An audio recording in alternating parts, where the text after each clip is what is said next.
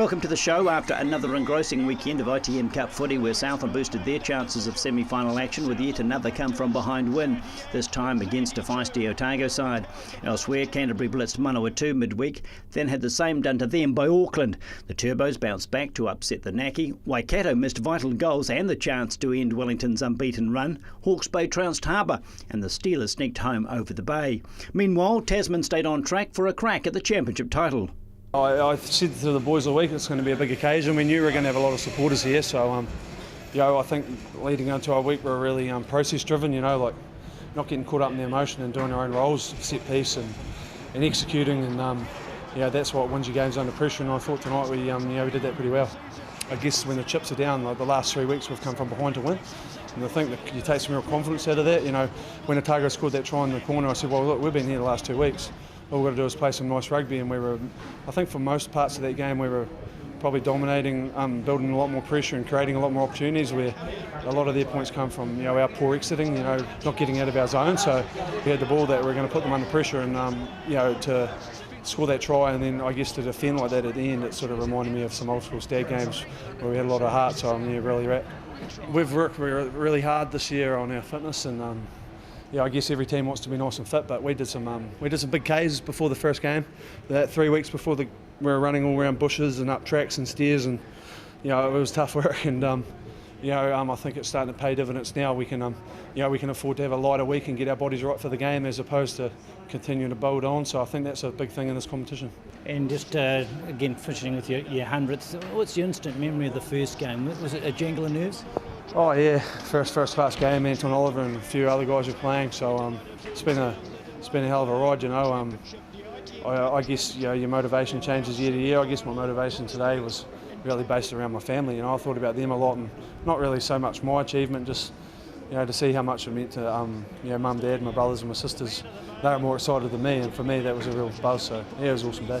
So when you started out, someone said you're going to have 100 and you're going to captain 2 Ranfurly Shield eras. You'd never believed it, would you? Nah, we've been really lucky, 2 Ranfurly Shield eras, and I think, as I mentioned a few times, those defences are at home are pretty special. The one against Auckland, but today was right up there with one of the most satisfying days in my life. My rugby career. To be behind and the whole crowd and 100th game, and then the way we come back in the actual game, it was an awesome game of footy. So yeah, we're happy. At the end of the day, it come down to the bounce of the ball, really. Like that was going to be the difference to the two teams, and good on South, and they took the opportunities and made it over the line. What were you thinking in the last second or two where you questioned the decision to kick it out and have a contestable line-out? The boys made the right decision there, but we didn't execute it, so really it doesn't really matter what we did in that circumstances, I guess. You could look back through the whole game and there was a lot of what-ifs, isn't it, for both sides? Yeah, and that's the game of rugby, really.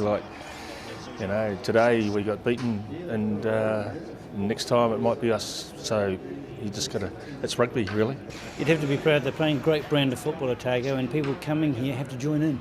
Yeah, and our attack, and ultimately we're trying to play a game that give the players an opportunity to express, but we've got to be a wee bit mindful of some of our attacks that. We've got to show a bit more patience at times, and players possibly at times think they can score off 1 and 2, 3 phases, and if we can put more phases together, and it may work out for us. And a word for Jamie. I mean, you know the guy as well as anyone, don't you, Phil? Oh yeah, he's a tremendous player. I've got a lot of time for the man, and I can remember when I was down there, and we got him involved, and with 1 or 2 others, and yeah, he's a huge part of Southland rugby, and we knew that the Southland boys would be playing their hearts out for Jamie today, and exactly what happened. So, I'm pleased for Jamie. It's worked out, and that worked out well for him and his team for the result they've got, and that's what they come for. So, for Jamie, it's great. Yeah. Well, they've kept you busy since you've been in Southland, haven't they? That was another full-on effort today. Yeah, definitely. I think they've done pretty well with working me in, coming in off the bench early on in the season, but I'm starting to find my straps now and pull off 80, so it's pretty good for me. Great understanding with Cardiff. Yeah, it's pretty good. Our combinations are coming right week by week, so plenty to work on, but it's pretty good for us. Well, we talked to the oldest guy on the team, the guy that's had 100 today, and one of the new boys. It's a great combination of a mix of players, isn't it? Yeah, I think that's working really well for us.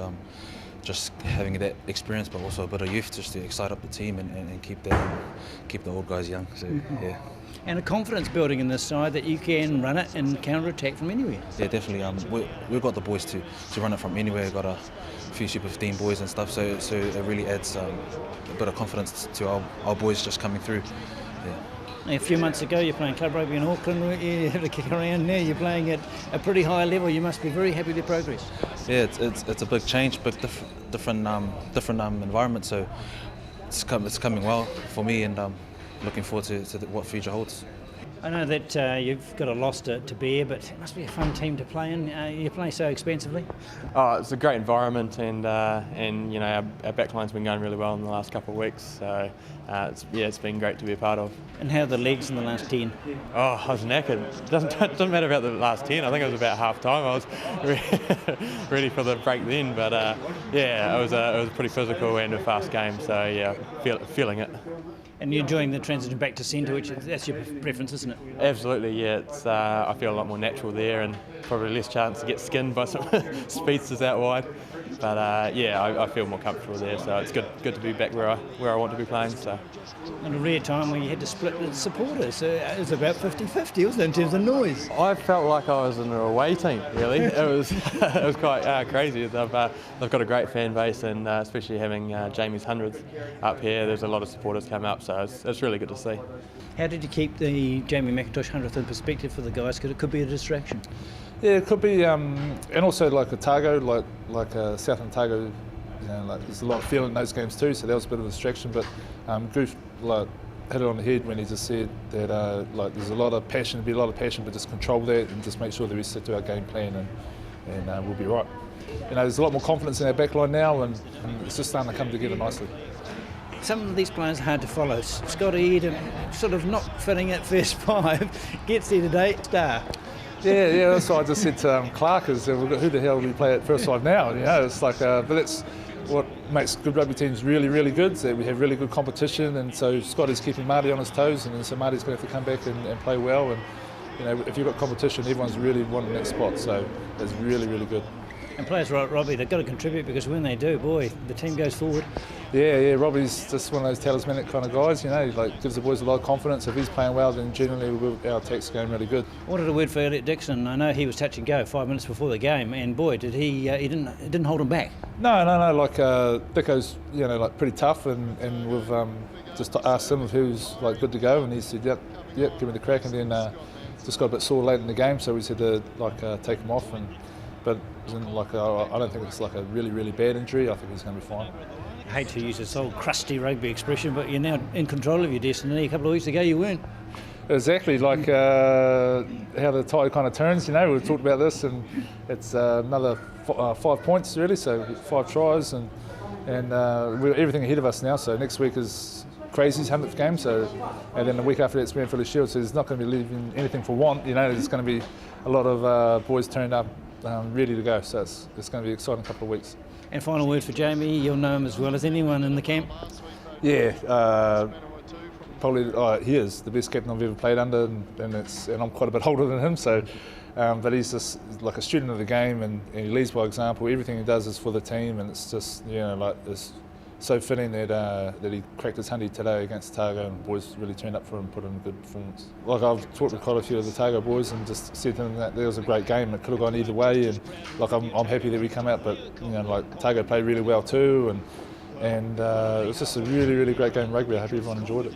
Only 5 teams now alive in the Premiership as far as the playoffs are concerned, and even then Waikato are only a very long shot to make the cut. The remaining games will now determine hosting rights for the semi-finals, and with Auckland's resurgence and yet to play the Lions, those home ties are wide open. The Bay can start planning their 2014 Championship campaign, where they'll meet all but one of these teams. But which one of the 5 that remain in the hunt for the Championship knockout round will prevail? Mathematically, of course, they're all in the mix, but on form the line can can be drawn under Manawatu.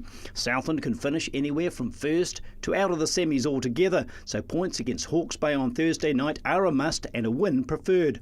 Remember, on equal flag points, the who beat who rule applies, with the Stags having dropped games against two of the pretenders. Rugby Park Stadium, 7:30 Thursday is the place to be.